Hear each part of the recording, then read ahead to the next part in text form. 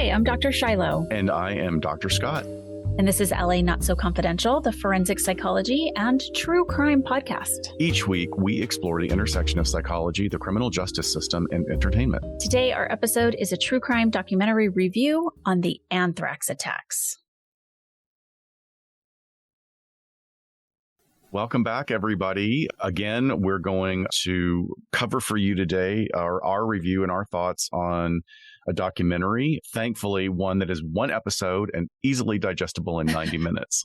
Yes, bringing our domestic terrorism theme to an end this month. Exactly. So what else we got going on housekeeping-wise? We have some new Patreon members. We have some new YouTube subscribers. Yes. Strictly because Dr. Shiloh is so popular on Surviving the Survivor. It's like they reached out to me and I was like, oh, I can't do it. Dr. Shiloh should come on. And then now it's like, I don't exist. Oh my gosh. I remember that. They did reach out to you first. They must have saw you on News Nation or something. I think it was around that time. Yeah. But it's hard to do some of those things. And we got some other inquiries this week to come on. Was it Court TV? Yeah. But, they're doing it all day, every day. And they just need people like that afternoon or that evening. And that is not how you and I flow. It's so tough. I think if we had more flexible time, but we say it ad nauseum, but it really is true. You and I have very full schedules.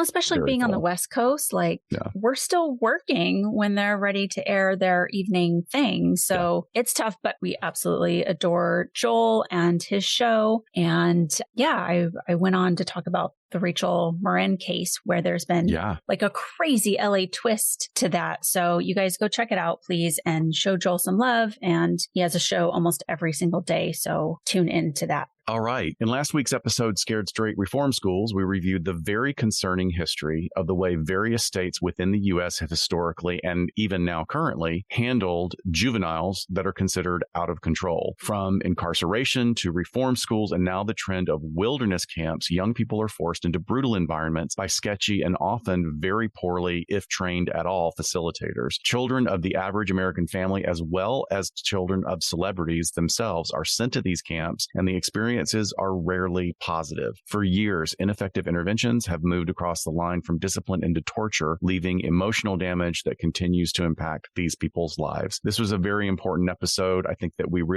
scraped the surface and we did a couple of dives into certain areas. It's something that we probably could have done an entire season on if we were one of those types of shows, because the stories are really, really disturbing. Yeah, please check it out. Rough.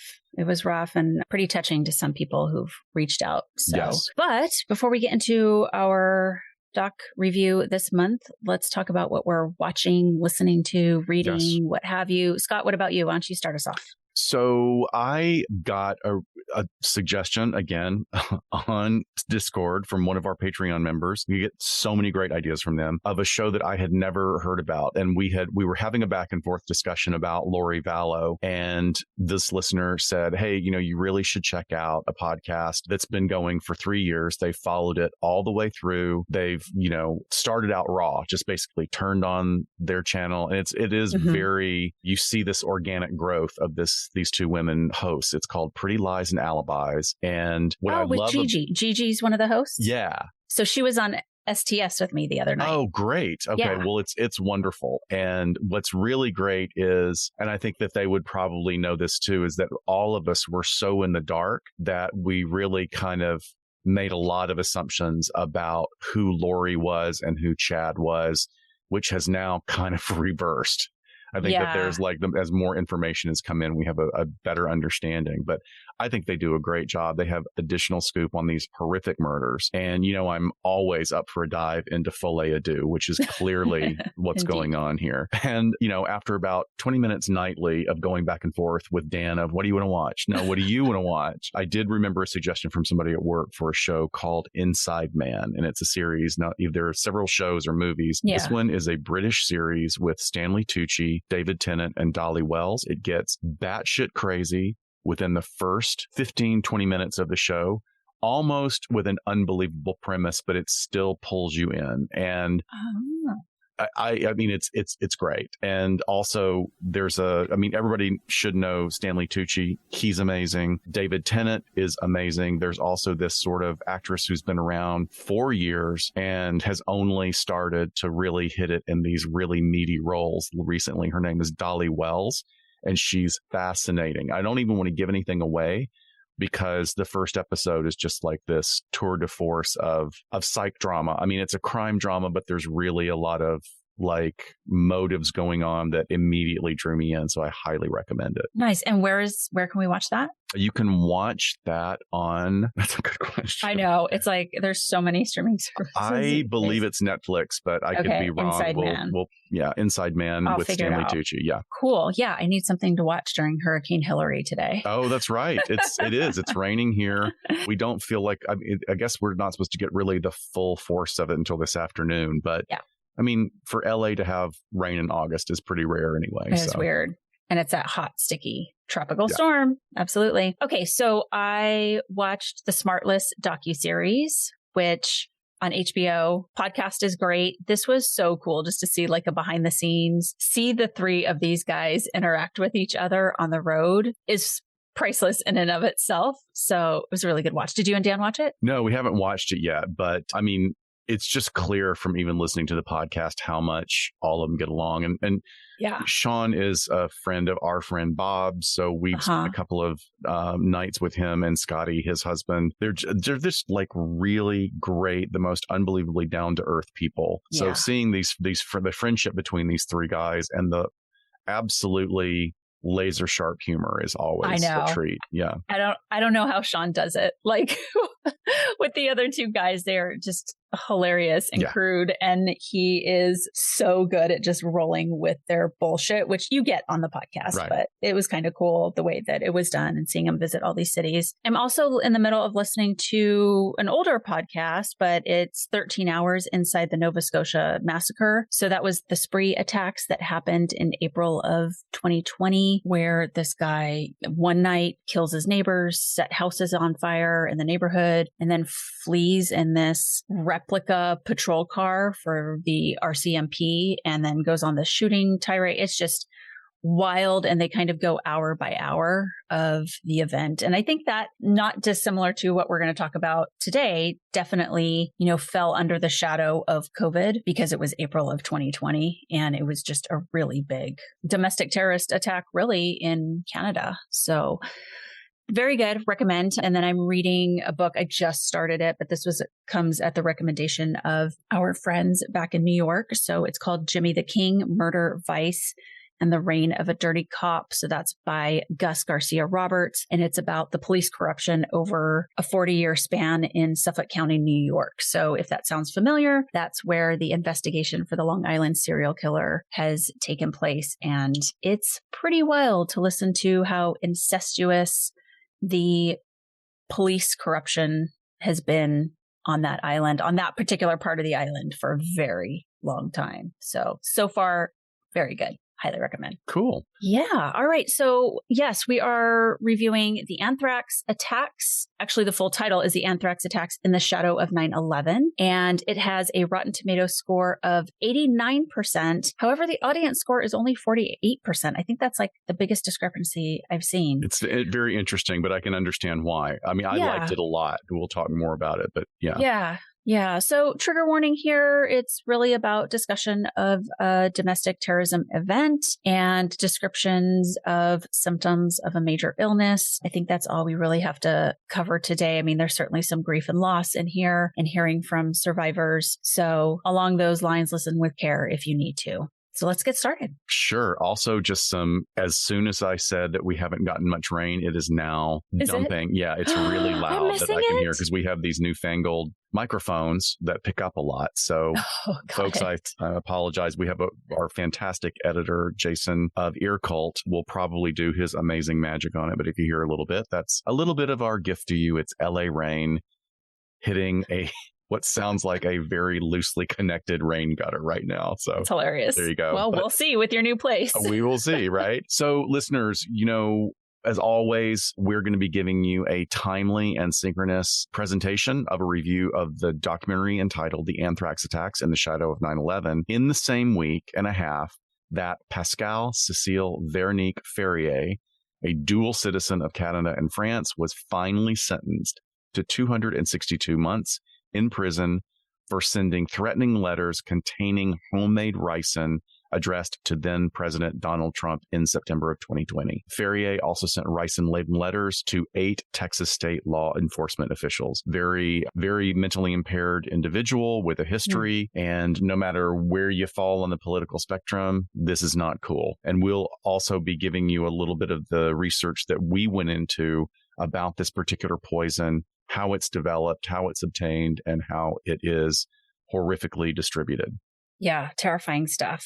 But that's a whole separate case from what we're talking about today. It's just kind of weird that here we have this sentencing happening as, essentially we're recording this. So this documentary that we're covering today is a single episode, 95-minute documentary that's easily watched in a single setting. Very important for Scott and I, because these, ones we've stumbled into that are 6 episodes, we're like, God damn it. But, those are some of the good ones too. But our documentary today covers a truly baffling and horrifying crime committed against U.S. citizens by a U.S. citizen for reasons that are still not truly understood. And the 2001 anthrax attacks were a series of deliberate mailings of anthrax spores in the United States shortly after the September 11th terrorist attacks. So this was not the first time that this particular method of attack has been used. For almost a century, anthrax has been employed as a tool of harm on a global scale. In 2001, letters containing powdered anthrax spores were intentionally inserted into the U.S. postal system. This resulted in 22 individuals, including 12 mail handlers, becoming infected with anthrax, and tragically, 5 out of these 22 individuals lost their lives. So these attacks caused panic and widespread fear as letters containing anthrax were sent to various media outlets and government offices, resulting in these 5 deaths and many infections. The incident prompted a massive investigation by law enforcement agencies and raised concerns about bioterrorism, leading to a heightened security measure and increased awareness of biological threats. As the subject of today's episode, the documentary that lays out the intense investigation of this crime also sheds light on the elements of implicit and explicit racism that affected the most direct victims of poisonings. So a bit of information before we dive into the episode itself. First, this documentary utilizes a method that, to me, at least at the beginning, is pretty bizarre and completely unexpected.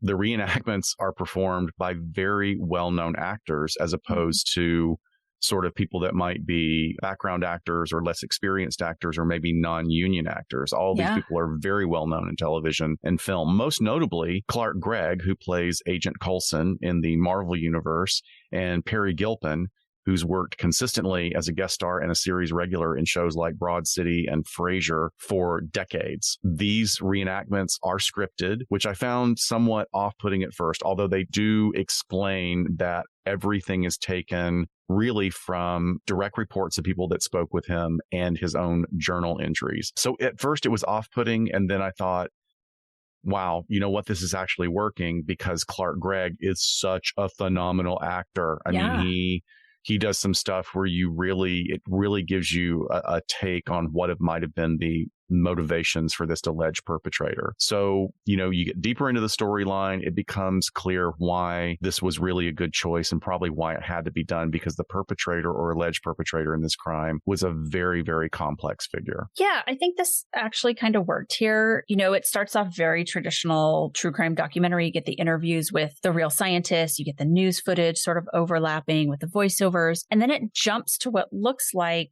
the behind the scenes of a filmed interview for a documentary, like the makeup person is prepping him and the boom mic is over, but you have this actor playing the central figure to this story. And I thought, that was weird. I wasn't expecting it, but it's kind of inventive and different from other documentaries.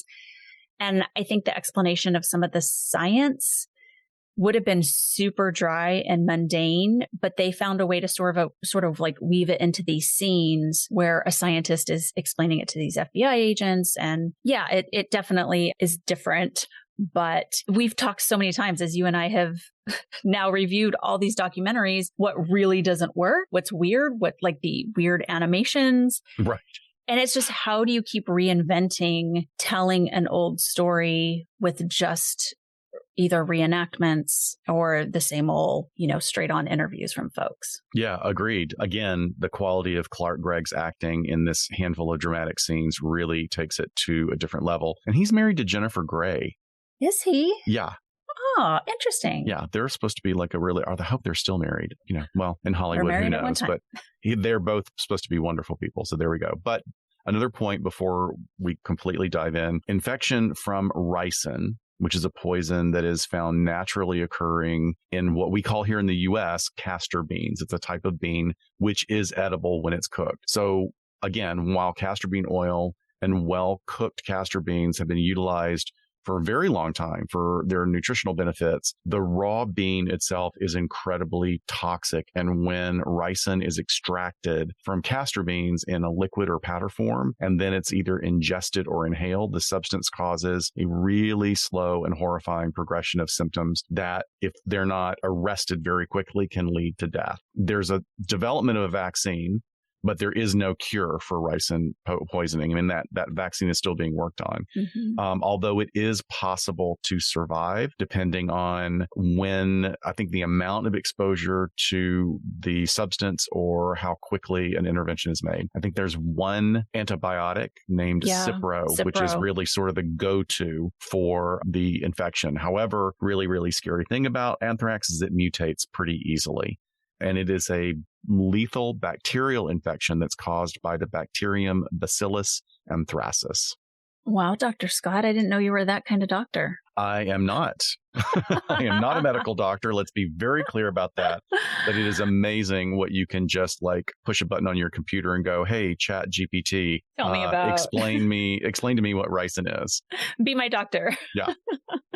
So this documentary essentially starts with scientists talking about how anthrax spores work in the body, which is absolutely terrifying. And I think a good way to start this off, because it has you on the edge of your seat, really. But no wonder this works so well as a biological weapon scare tactic from terrorists, be it domestic or foreign. But since you're on a roll, what more can you tell us about the process of how anthrax kills people?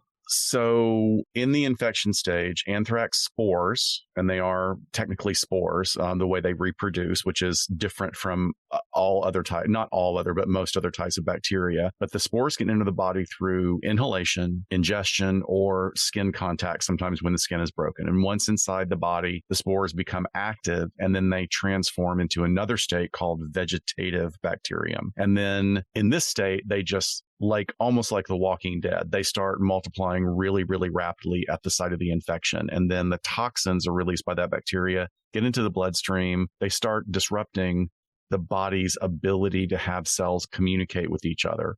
And this immediately leads to a range of effects inside the body, causing tissue damage in the lungs and swelling throughout the body. The medical term for swelling is edema, where fluid collects in certain parts of the body. Like if you see someone with a swollen leg and it doesn't bounce back, that's not a sprained ankle. That is likely a blood clot. So you need to always watch for edema. But anthrax just is that on steroids. And then when anthrax is introduced by inhalation, the bacteria affects the respiratory system first, causing fever, cough, chest pain, and difficulty breathing, which can initially think, oh, I've got the flu or I've got a cold, I'll get over this. And it's not. In that stage, it's the time that you really, really need to seek treatment, because it can lead to hemorrhage, tissue necrosis, which means that basically the tissue is dying, and then severe respiratory distress, and then finally into full-on organ failure. And then as that infection exponentially progresses, it triggers a massive immune response within the body, leading to what we know as septic shock. And then that further causes the immune system to spiral out of control and damage, the organs that you need to live. Wow. So not so much Walking Dead, but more Last of Us with the spores from the fungus. Right. Yeah. How quickly it goes. Yeah. Yeah. Okay. So let's jump into the actual documentary and the timeline of these events. So we start off 3 weeks after 9/11. There is a Florida tabloid newspaper office worker who is essentially the first victim. So this is someone who dies, and upon their investigation, they're like, okay, he contracted it, what they said naturally, quote unquote, naturally, while maybe hunting is what they theorized through inhalation. No one's really freaking out yet.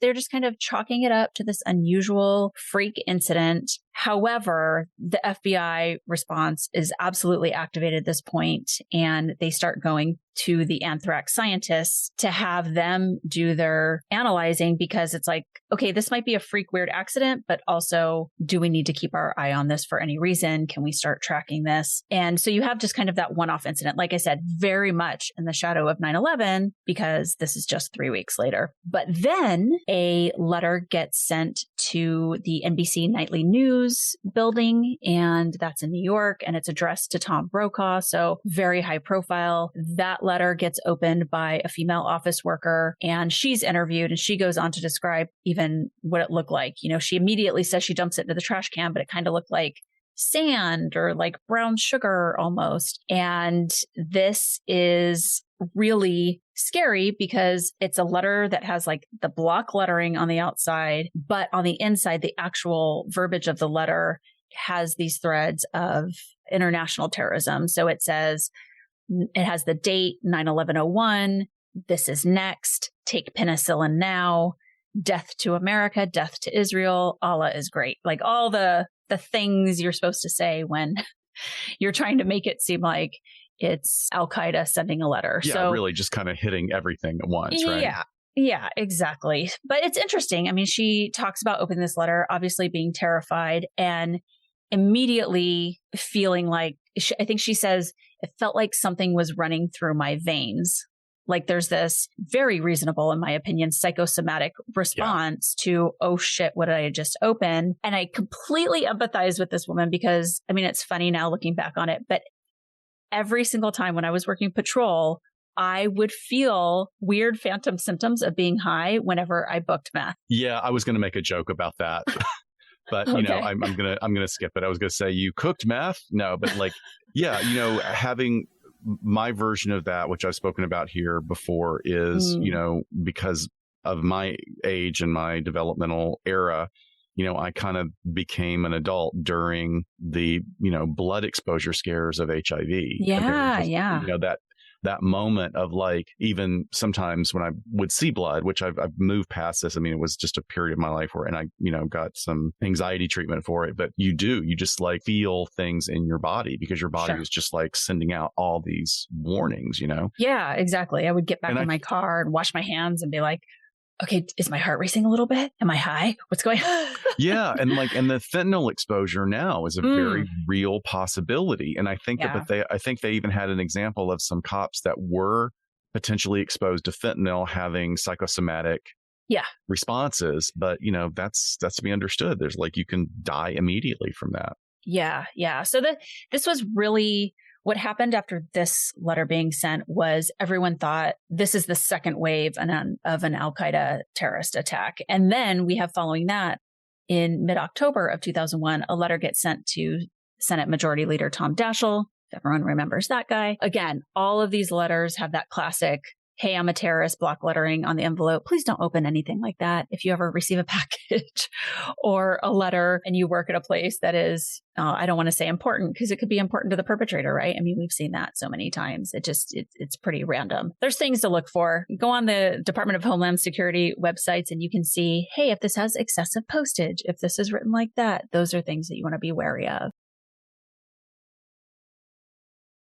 I'm telling you, I would be the first one to go. Because I never think of that. I'm just going to confess to all of our intimate listeners there.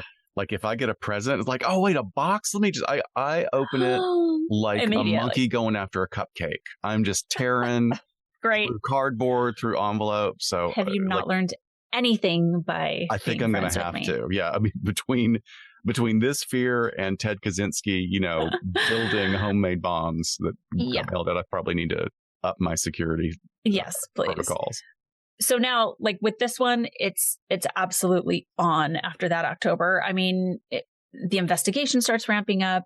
But then you also have people in different office settings that are starting to actually die from anthrax inhalation. Again, we're talking office workers that are just tasked with opening the mail here. So I think it's interesting because we're looking so close after 9/11. And as I'm starting to think about this perpetrator, this person had to have a plan in place already. It's not like they just think it up and start rolling it out right after 9/11, because you have almost like this weird contagion effect, like we see with mass shootings, right?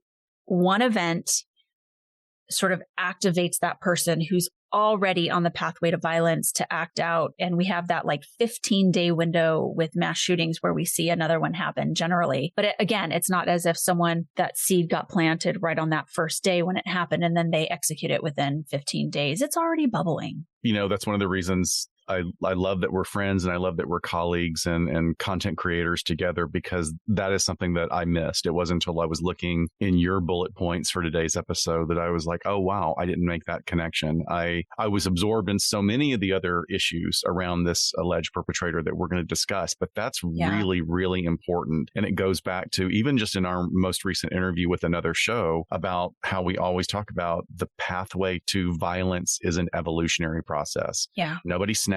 There's always a slow behavioral drift that leads them there. The twist here that's revealed when the scientists start comparing the anthrax samples to databases, and guess what?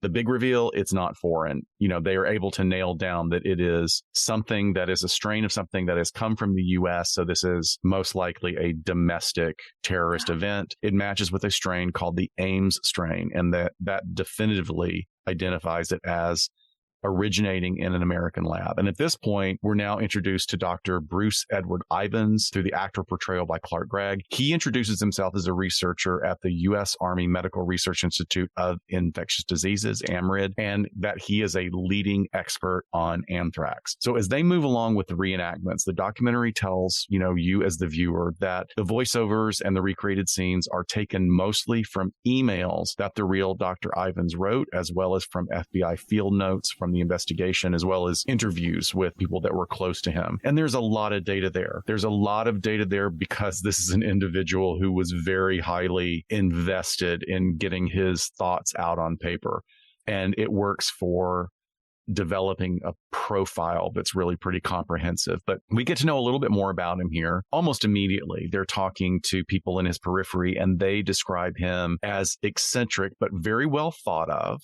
And specifically, this is reiterated several times, that he is not a person who comes across as self-important or aloof. This is an accessible guy. And in fact, he's a little too accessible for some people. He's an oversharer. He's a person who interrupts conversations, which is, of course, something I can relate to because I get corrected on it all the time. Thank you.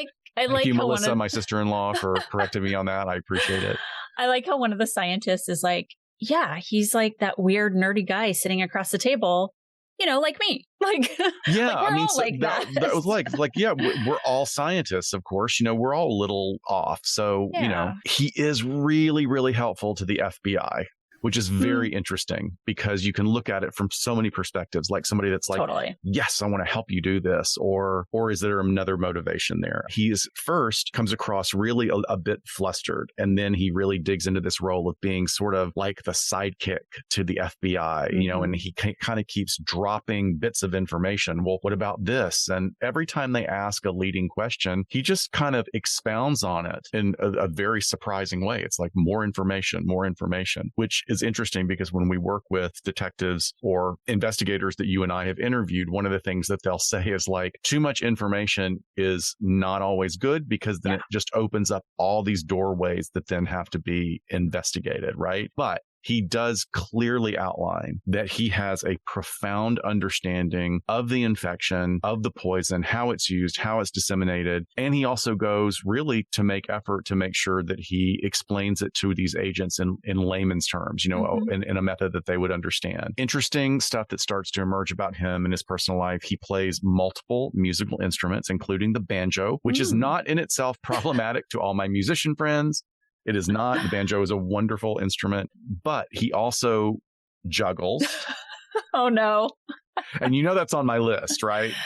I know. Like jugglers, professional stilt walkers. Yeah. Have we explained the list? I feel like we've talked about it before. Have. Okay. My husband and I started creating a list like 25 years ago of problematic creative pursuits that just seem to attract a certain type of personality. And after I did a show, I did a Vegas show with a magician, and I'm still traumatized by all the bird shit that was on the stage because of him. So anyway. And as soon as Scott and I became friends, we just continued adding to that list. Just added. Yes. It's just pages long now. So he's, like I said, he's also a juggler. But the problem isn't that it's tennis balls or foam balls, but he freaking juggles glass Erlenmeyer flasks, which are the type of like Bunsen burner flasks that are used in science experiments. And they show him, there's a shot that's used a couple of times of either actor Clark Gregg juggling and dropping and breaking these flasks, or maybe it was his stunt juggle double or something like that. Anyway, a very important clue here is shared in a statement made by Ivins. It's a thrill to make a discovery that no one else has known.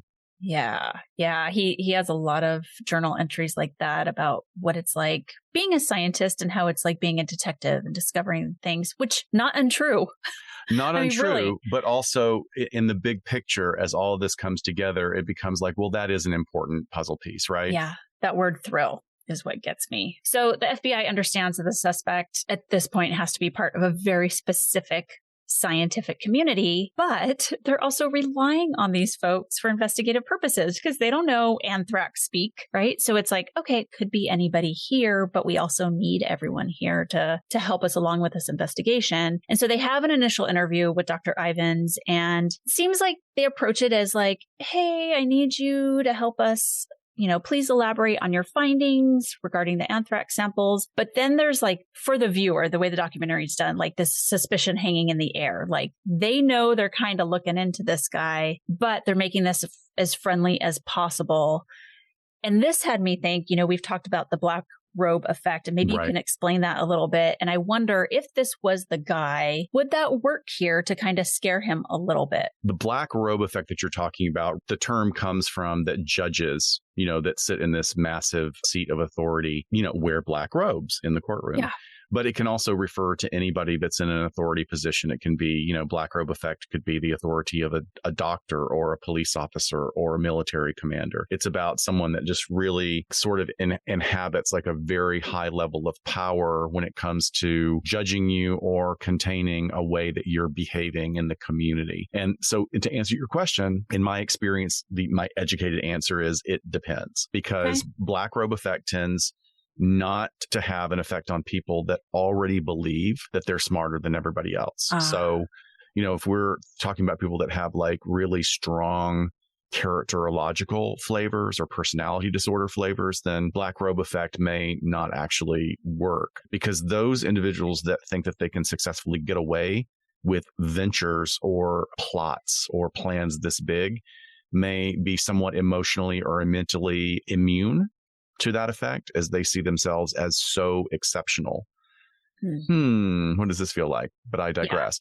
Yeah. But again, like someone that feels they're really, really special, even if they're not overtly aloof, or if they're not condescending, there's another version of personality disorder presentation that encompasses this that we'll talk about. So there are a lot of vital points here that are made during interviews with both former federal employees as well as the USPS employees and the surviving family members as well. One statement in particular, that was the discussion of the mail system touching the entire United States. And because of it being, particularly at that time, the mail was, our mail, for all of its problems, is still very efficient relatively. At that time, it was really functioning at a very high level. And this fact makes it also fear-inducing, part of the terrorism tactic for anyone, anywhere, and the lack of a screening system, but also for the thousands of postal and mailroom workers. And touching on that again, the majority of these workers were people of color. Yep. And the way that their concerns were sort of not addressed with the urgency that they should have been is problematic. But interviews with mail carriers and postal workers who knew that the Brentwood station there was the central hub of the USPS where all the mail had to come through if it was going to these addresses where it was delivered. So a scientist and a mail worker that are interviewed go on to discuss how if the mail is going through these rollers for sorting, that spores could get pushed out of the cracks or openings in the envelopes. And they use stock footage of the sorting machines that go through hundreds of thousands of mail pieces per day at 35 miles an hour. You're watching the clip that they're using, and it's just a blur. Yeah. And that's just one track that you're looking at. There are multiple tracks throughout that building.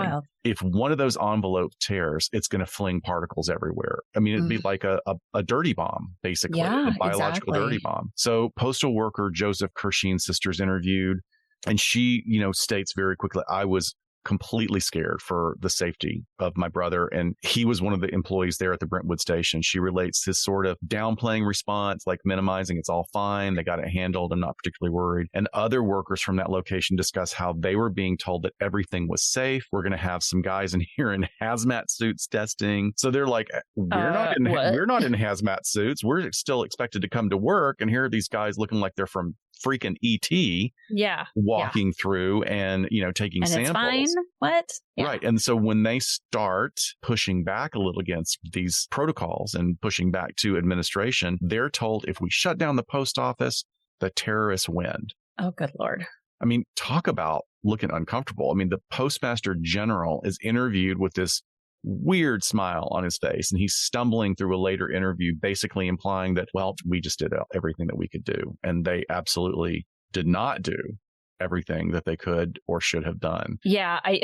So I was toggling back and forth between Netflix on my computer and my notes. Right. And I was listening to him talk as I was writing some notes. And then I toggled back to Netflix, and I'm like, why does he have this weird affect all over bizarre. his face? It was he's like it looked like maybe like a Larry King or like something like that. But I don't know. It was really weird. Yeah. I mean, I don't want to make excuses for anybody in that position because that's the job that you take on. Yeah. But it really was not presented very well. Like either he was not given appropriate notes that could have addressed this in a better way for people, or he was just vamping. But what does happen as all of these investigations are starting and they're taking tests and they're walking through in hazmat suits is that employees at USPS location start having significant symptoms. Their chests begin to hurt. Some of them have very labored breathing. And it was too late for Joe and another coworker, Thomas Morris, who both died as a result of anthrax exposure. And Kirschen's sister later recounts this terrible day that he was found unresponsive on the floor of his bathroom, just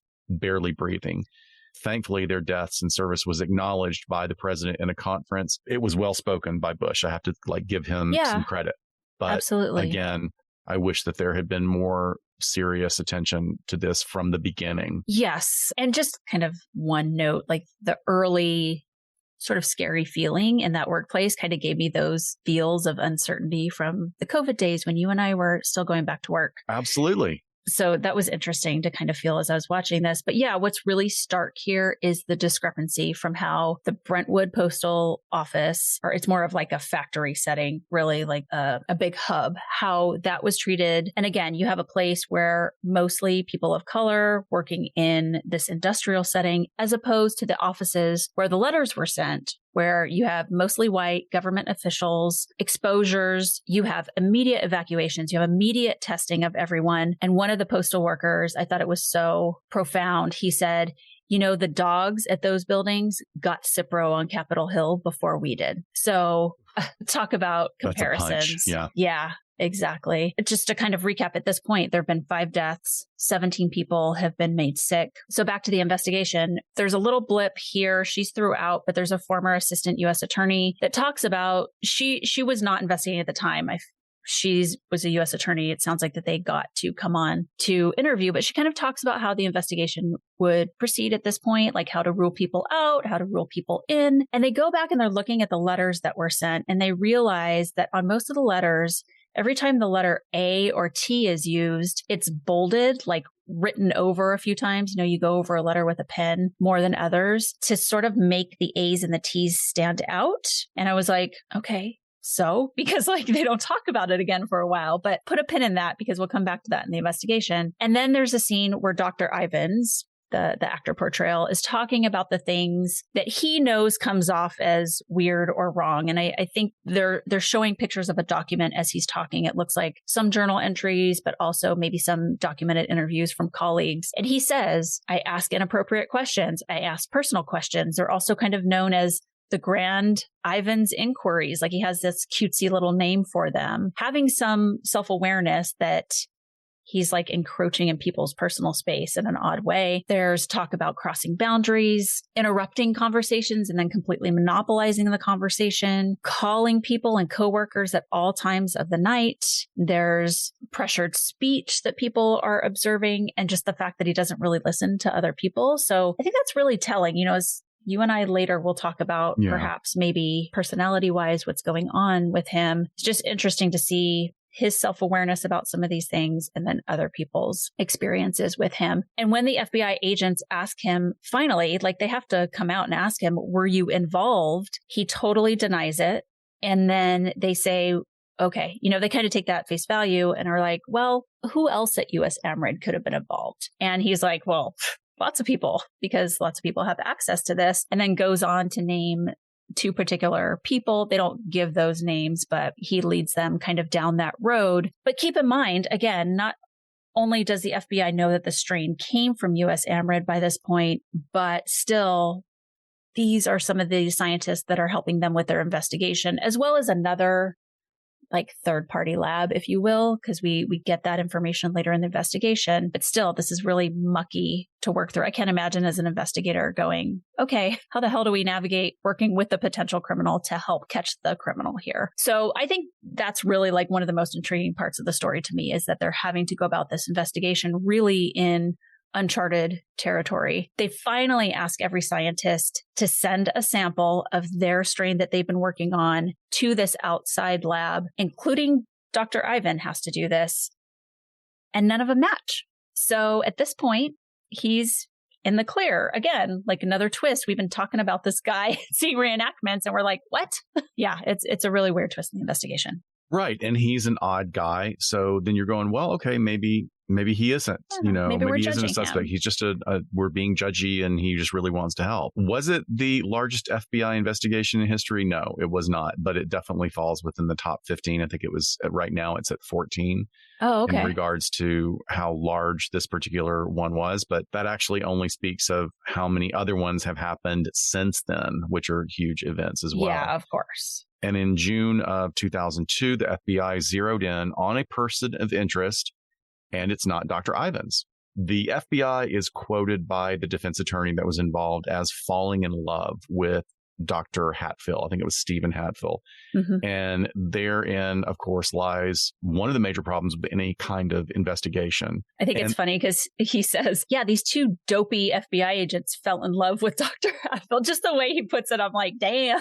Yeah, I mean, that's, I understand a defense attorney is going to have a certain level of exasperation if they do have, well, certainly if they have hindsight, and there's a lot of hindsight being discussed here. So I can see both sides of it. But this is a perfect example of one of the major problems with any kind of investigation, when you focus so hard on one individual and you sort of start mentally highlighting just a few of the problematic areas that are found in that individual. And look, Hatfill, they don't have an actor play him. You're just seeing all this footage of him. He has a very particular look and carriage that's notable. He's a big guy and he's a dark guy, fair skin, but dark hair, dark eyebrows. And he comes across with this presentation that might seem intimidating to some because he kind of is a scowly guy, like kind of has a blunted, but kind of scowly, threatening, kind of affect. Pompous little piece to him too. Yeah, he walks. I mean, like I kind of like that he walks very confidently. But there's even this moment where they're interviewing someone and they go, "Oh yeah, he had a big bushy mustache and really narrow set eyes." It's like. Okay, he's the first real person of interest. So this is where one of the additional sort of talking heads is brought in that was involved at the time, and she's a former U.S. assistant attorney, and she really came across to me in these first few sections of her interview as being a total apologist for the bungling of the FBI's efforts when Hatfield was the main suspect. And look, again, we're seeing one particular slice that this documentary is presenting to us, but it really does look like they did not handle this well. They really they were trying to make a puzzle piece fit because this was an unlikable person. He didn't happen to be weird, but he kind of comes across as unlikable and a little bit of, sort of condescending and self-important, those things that, they misinterpreted and let it characterize their view of him. Well, and aside from like kind of laser focusing on this person, maybe taking away from other suspects, the other piece to this that was pretty disturbing is it was really evident that the FBI was like feeding the media stuff about him. Yep. Like, let's sweat him out is the term they use. There you go. Yeah, exactly. So he was being hounded. His house was being surrounded, which, I mean, maybe that's a legit tactic, but, you should probably use it a little more carefully. But, I'm not an FBI agent. Anyway, this former U.S. assistant attorney says when you have a suspect, you're going to want to look at every aspect of his life. And as the defense attorney then points out, there are clear indications that Hatfield was, quote unquote, sweated by the FBI. And eventually, though, it all falls apart. There is no case against him. And Hatfield is cleared of all the allegations. And then the case kind of goes dark for a while, although Ivins continues to engage with his assigned FBI handlers. And a handful of years later, the FBI then shifts in administration and management. And that results in somebody just going, this went dark, but why don't we give it a fresh set of eyes? Yeah, exactly. That is the very term that's used, is let's get a fresh set of eyes on this. And it turns out that that was absolutely the right thing to do. Right. So nearly 5 years later, we're now 2006, this fresh set of eyes leads to actually the first of two main pieces of evidence and a major development in the technology at this point. So the technology that's developed in DNA sequencing, which now is in 2006, allows the investigators to follow a genetic map of the mutation of the particular strains of anthrax that were used in the attack. And in regards to the clues, the first is this specific flask that they can trace it back to. I guess it wasn't one of the ones he was juggling. Right. Hopefully not, or there'd be a lot more people dead. So this flask is called RMR 1029, and it's a flask of anthrax from the initial investigation that was supposed to have been disposed of. But by happy accident, I guess you could call it, it's determined that this flask holds very important information about the two strains that have emerged during the investigation. And now the genome of the killer bacteria is part of evidence. So again, this flask, RMR 1029, was belonging to Dr. Bruce Ivins, that had the flask contained anthrax spores that he had created for his experiments that he was doing specifically. So now we're all back on him. However, many people had access to those spores, including them being sent out to other labs. But at least at this point, they now have a pool of suspects to cross-reference to where the letters were sent from, which was Princeton, New Jersey. The second hugely condemning piece of evidence is obtained during a trash trawl of sorts by the FBI. They surveilled Dr. Ivins' home, and after the initial search, as expected, late at night, he exits his home to place a book in the garbage can.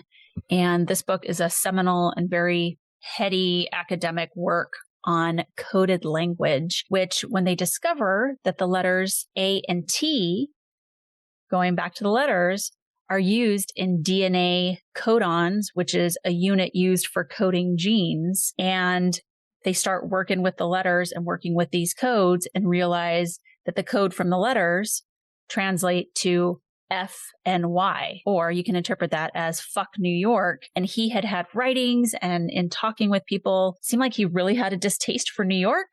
Yeah. Which totally fits if that's the thing. But I could also see this as a reach. I mean, with all like the Zodiac, like code breaking that happens, you can kind of make things turn into however you want them to. I don't know. What did you think about that? I thought it was interesting, but it also seems a little bit to me like a red herring, because what does that mean? Like, you've never mentioned up to this point, and we're now about halfway through the documentary, if not over halfway through. Yeah. And part of his quirks, was never mentioned. Like, he just didn't like big cities, or like, so it's just like thrown in here with no context. Yeah, it does. I mean that there isn't context there. We're just saying that it's not presented to us. Yeah, exactly. So as the FBI close in, they now also look at Ivan's occupancy of his workplace. So there's very strict record keeping as far as like when you're entering certain labs and whatnot. And they're quickly able to correlate that he has had a lot of extended late night work sessions, which is called in this area, I guess, which is the main part of the lab where you got to like suit up and everything, terrifyingly referred to as the hot suites.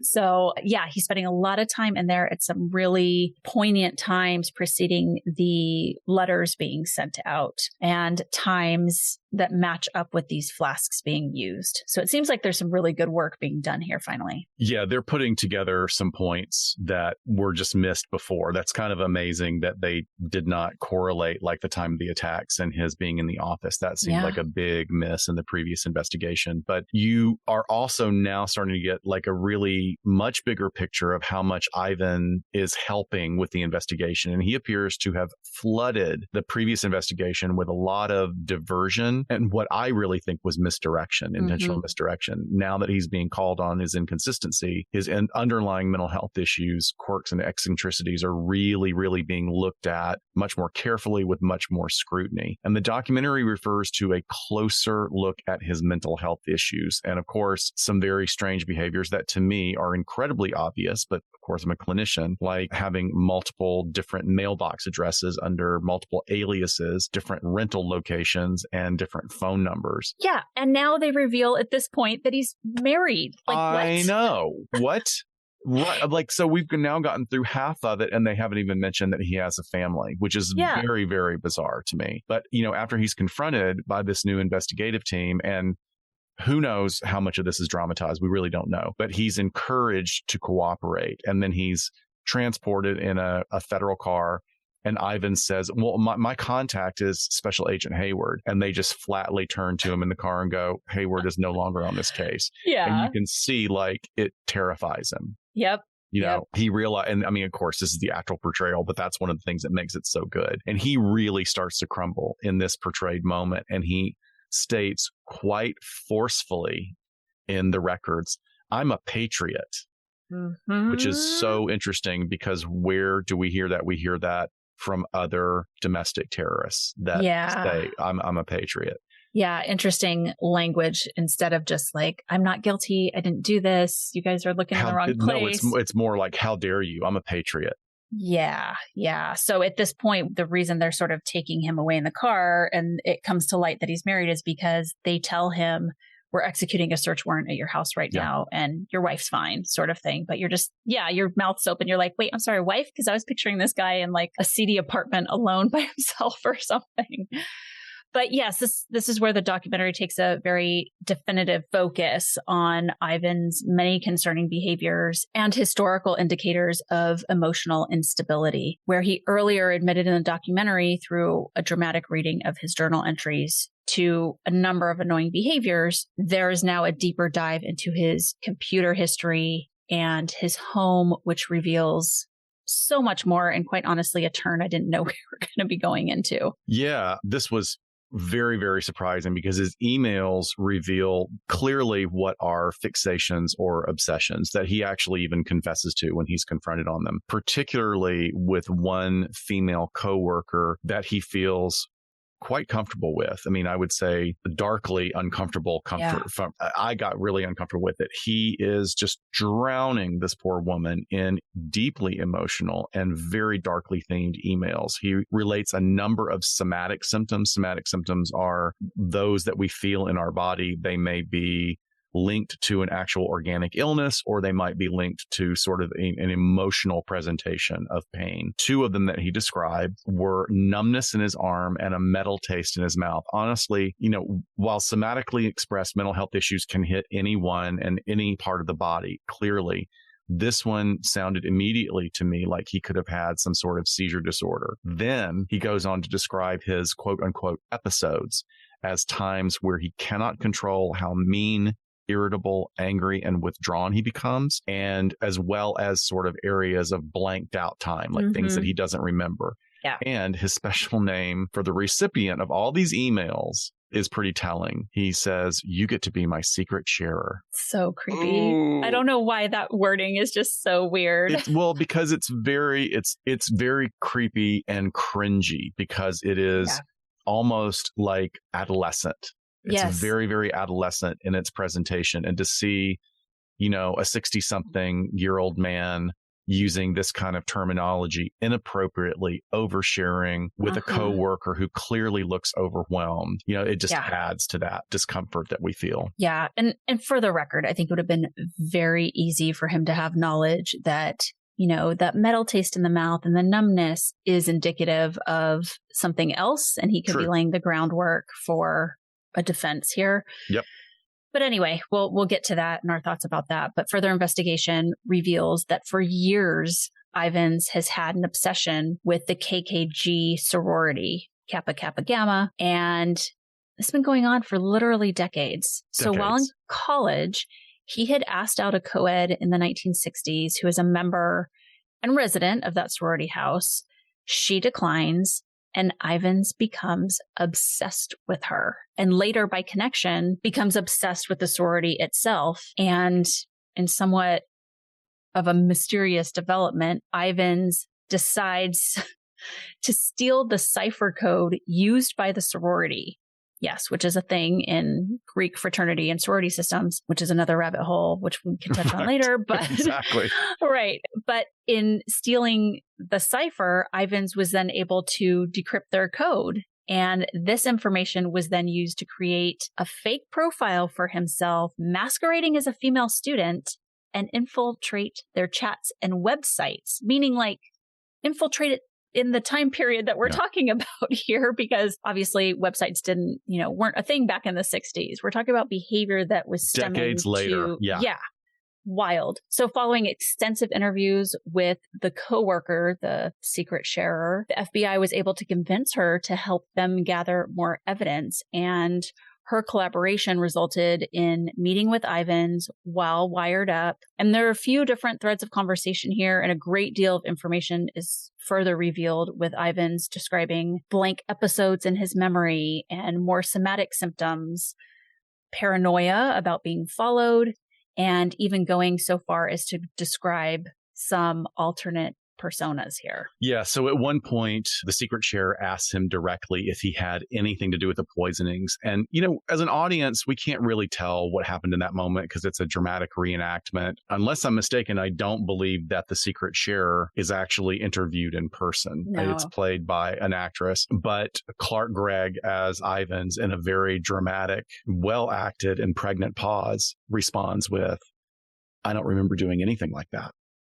So he also appears to realize that his friend may be helping to gather information because there seems to be a shift in his level of trust for her. So he just sort of detaches, has like a change. And in this scene, which again is dramatized, but it was really impactful, he stands up from his chair, reaches over across the table and caresses her cheek saying, "You used to be so beautiful." What is that about? It was so fucking weird. I don't know. Oh God, it was so creepy.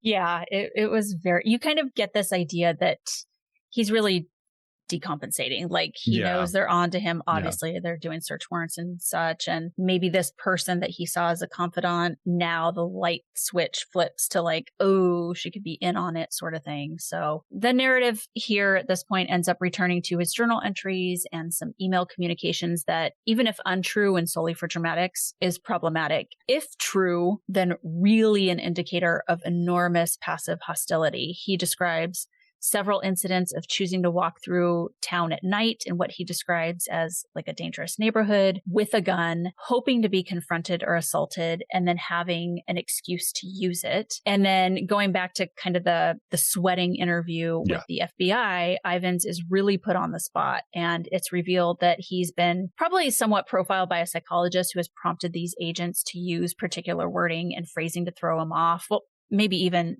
I would say, like the behavioral analysis unit, I'm sure, is who they used at this point. But the first question they ask is, "What's with you and women?" Yeah. Which is a really provocative question for the FBI to ask. And again, we're watching a dramatic reenactment, but the implication is that the tactic worked and really threw him off. So that's great. They're getting him off of like whatever he had pre-programmed into his head to answer, what he thought they were going to ask. So now we return to the dramatic readings of his later journal entries, which have more of a martyrdom complex, dramatic tone. So do you want to read some of those for us? Yeah, this one was quite dark. He says, "I have this terrible feeling that I've been chosen for the blood sacrifice. go down low as you can go, and then deeper. And that's where you'll find my psyche. Yeesh. Okay. Yeah. So again, like you were saying, I think there's some real decompensation going on here. That is again, my favorite little phrase, a constellation of factors that are coming to bear in this particular moment. And in the last 15 minutes of the documentary, we hear the 911 call that his wife makes to emergency services. She found him unconscious after several glasses of wine and a lot of pills. Ivans is transported to the hospital where he later dies of overdose.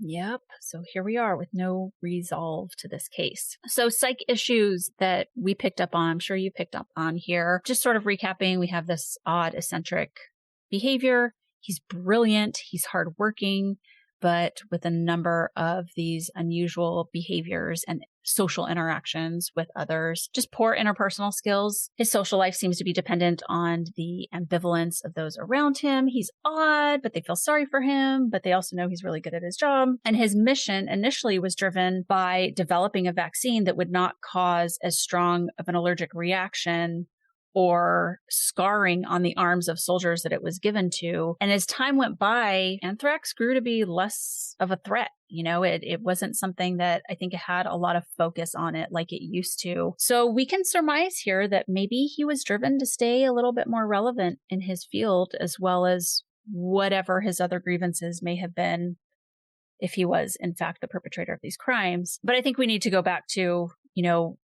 this issue of a possible red herring. I don't know, but are there some traits or full-on dissociative identity disorder going on here? Or is this more of a narcissistic personality disorder? So let's talk about that a little bit. Yeah, I mean, I would just add to that list that, one of the things when we talk about what used to be called cluster B personality disorders, which are the more dramatic and attention seeking ones, not all of them, but certainly the majority of them, there is particular individuals with borderline or histrionic disorder. There can be periods of what we call pressured speech, like speaking very rapidly, sort of crossing boundaries, speaking over people, interrupting. But where it gets complicated is that's also a symptom in a manic episode for bipolar disorder.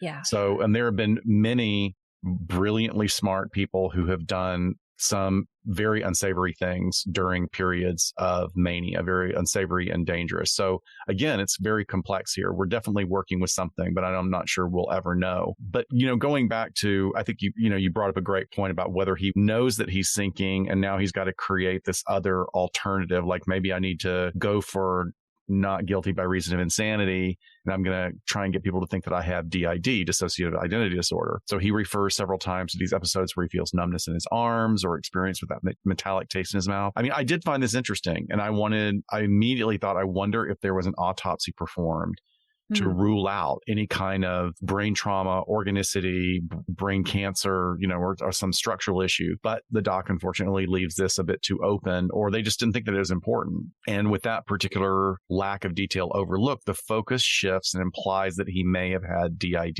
even though they're not super explicit about it. Yeah. And just as a reminder, if we don't really go by seasons here at LA Not So Confidential, but one of our first episodes was about the controversy about the diagnosis of dissociative identity disorder. And that was formerly known as multiple personality disorder. And it's very complex. It's very controversial within the mental health community. And it's a controversial condition. And it's hotly debated. This controversy really actually causes a great deal of rifts between diagnostic schools of thought. And it really kind of comes down like hard on two sides. One is that, yes, this exists, but it's incredibly rare and we still need to figure it out. And then there's the true believers really seem to somewhat go overboard. So DID is characterized by the presence of two or more of what are called distinct personality states or identities that are believed to be held within a single individual. Each of these individual identities may have its own distinct behaviors, memories, and perceptions, and people with DID assert that they experience gaps in memory between these different identities, or as they are more commonly known as alters. The current underlying theory is that the condition is thought to emerge as a coping mechanism during childhood in response to exposures to episodes of severe trauma. And the theory is that the fracturing of the self is a way for the mind to compartmentalize and protect itself from overwhelming experiences. The most current research also emphasizes that personality disorders often have a distinct biological quality to them as well, with likely small but significant differences in brain structures. So we're even tuned into this a little bit more. And what I picked up is some of the verbiage from Dr. Ivins, where he says, I'm like a passenger watching from the outside of, his own behaviors, of his own body. And then he even talks about how he'll wake up in the morning and see emails that he sent the night before with no memory of doing that. I don't know. That could be due to alcoholism or something. Well, that's exactly what I was going to say, is that it was clear that he was, in his alcohol use had been increasing, but we don't even get, like, was he using other things that, sedatives or hypnotics, are the other pills that he was doing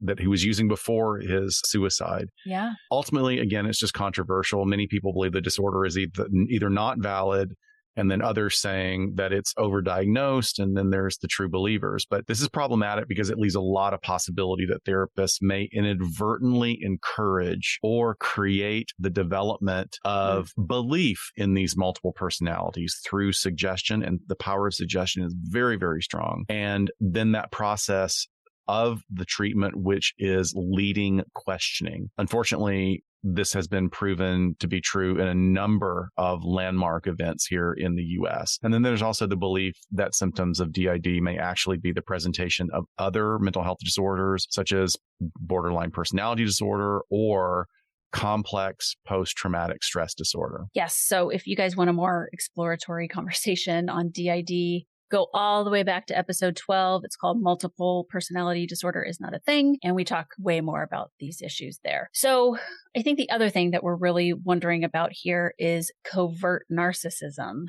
So most of us through the media or reading, or God forbid, coworkers, people know what narcissism looks like. And in the overt version, you see the behaviors and the characteristics that include an excessive focus on themselves, a need for admiration, and a lack of genuine empathy for others. Common narcissistic behaviors include things, in addition to that, grandiosity, where individuals may inflate their own importance and achievements with constant seeking of attention and validation, and narcissists often lack empathy and disregard the feelings and needs of others, displaying entitlement both consciously and unconsciously, doing that by exploiting relationships for personal gain. They can also be highly controlling and struggle with handling criticism, as well as having challenges appreciating others' successes due to the envy that runs throughout the narcissist. So now we take that and we kind of flip it. And this is a version of a diagnosis that is not in the DSM, but it's often spoken about in people who do a lot of research on personality disorders. There is a classification called covert narcissism. And covert narcissists are characterized by a subtle and more understated manifestation of those traits that Dr. Shade was describing compared to their overt counterparts. Covert narcissists can appear modest, reserved, self-effacing on the surface. They can project this image of humility and sensitivity, but beneath this facade lies a really deep-seated need for validation, admiration, and a preoccupation with their own perceived specialness. Now, that preoccupation with their own perceived specialness is basically a defense mechanism for feeling inadequate and non-special. Covert narcissists may engage in manipulative tactics such as playing the victim, using guilt, or employing passive-aggressive behavior to control and manipulate others. Covert narcissists are very skilled at exploiting empathy and sympathy to fulfill their emotional needs while maintaining an outward appearance of vulnerability. Their covert nature can make them challenging to identify, as they excel at disguising their inflated sense of self-importance behind a mask of apparent modesty and vulnerability. Oh, man. We know people like this, don't we? Oh, yeah. Yeah. So those are our two considerations for you as, we kind of look back on Dr. Ivins and, which is, again, another story that we don't have any resolve on. And I'm glad this documentary is here to kind of bring this back to our attention. So there are individuals that believe he was innocent, or at least there was not enough evidence to have convicted him. And really the arguments are strong on either side. But the proximity, the long festering grievances, implications of serious personality issues and the boundary violations seems pretty indicative. Again, may never know. Well, interesting, because one of his scientist buddies that absolutely, confirms how strange he is, confirms how problematic he was, confirms how bad the case looks, is still saying, but I don't think he did it. And then there are others that are saying, like, look, he may have taken himself out, but there's all this evidence that shows how could it have possibly been anyone else, given all these factors that we're looking at, even if some of the evidence seems to be a little bit more ambiguous than they would like. But when in regards to our rating, I really liked it. I gave it 4 brains. I thought that I would be annoyed when I first started watching it, but I thought it was well produced. Having such gifted actors really brought a different experience to it. And I think my only critique of it is I really wish they had expounded more on how racially charged this was and how it was handled. I mean, I really think that like the lack of attention to the postal workers was just shocking. It was really shocking. Yeah, absolutely. I'm going to give it 3 brains. I think it was okay as far as true crime documentaries go. But I do think it's an important documentary, and really to remember what happened during that time. 1, 2, of course, all of the victims. But as you mentioned, these people that were treated in stark opposition to, how some of these quote unquote more important people were treated is really something we need to be reminded of, as well as, like the title says, it all being in the shadow of 9/11 and the psychological terror that someone from our own country can instill on the public when we often think of terrorism coming from outside of this country is really important.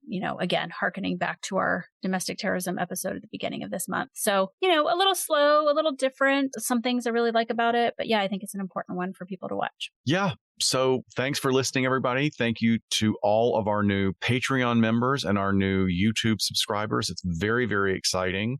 And welcome all of them to the Discord channel, where there is just excellent conversation happening. Dr. Shiloh and I have been very busy in the last month in the crossover contributor interview area of podcasting. We've been guesting and asked to comment, as well as, your starring role on Surviving the Survivor.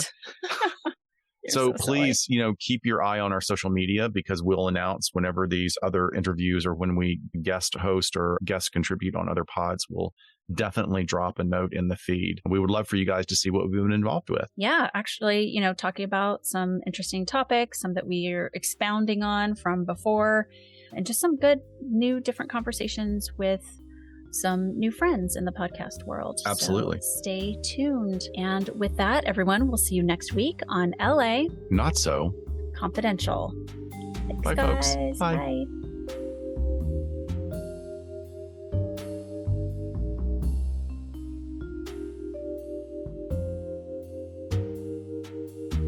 We sincerely thank you for spending some time with us today. LA Not So Confidential is part of the Crawl Space Media Network in partnership with Glassbox Media. Each episode is hosted, produced, and written by Dr. Scott and Dr. Shiloh. Our post-production editing and sweetening magic is handled by the multi-talented Jason Usry of Ear Cult Productions.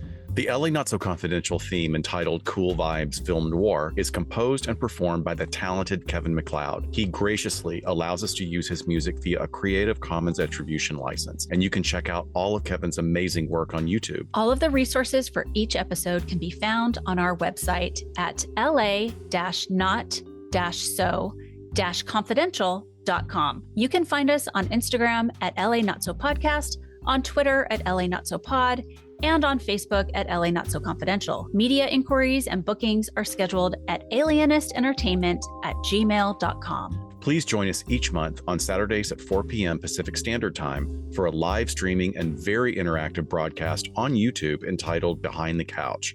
Stay tuned to all of our social media for our live streaming scheduling announcements. Subscribe to LA Not So Confidential so you never miss a new episode. And lastly, we'd be honored if you joined our Patreon at patreon.com/LA Not So Podcast. With a subscription, you get an ad-free listening experience, and you'll be the first notified about upcoming live events, social gatherings, and super cool swag coming your way. Thanks for listening, and join in with us next time on LA Not So Confidential. Bye, folks.